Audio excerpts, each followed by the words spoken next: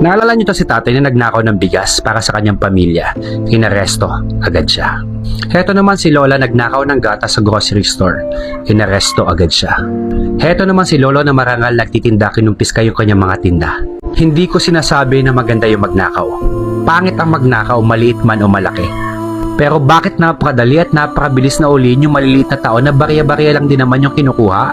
Samantalang yung ibang opisyal ng gobyerno na harap-harapang nangurakot ng hindi lang milyon, bilyon pa ang kinukuha, andyan. Pag-aalagala, pa-travel-travel, nag-i-enjoy ng kayamanan, komportable ang buhay. Dito sa Pilipinas, kung wala kang kapangyarihan, wala kang kayamanan, itatapon ka sa bulkang Taal. Pag maliliit na tao yung akusado, agad-agad yung aksyon. Pero bakit malaya yung mga taong ang laki-laki ng ninakaw sa kaba ng bayan? Grabe yung mga pag-aari, komportable ang buhay, maganda yung bahay, hindi binabaha, naka-aircon, nagta-travel, maganda yung mga bag, maganda yung mga gamit, mga damit, at paniguradong hindi binabaha dahil 4th floor yung bahay.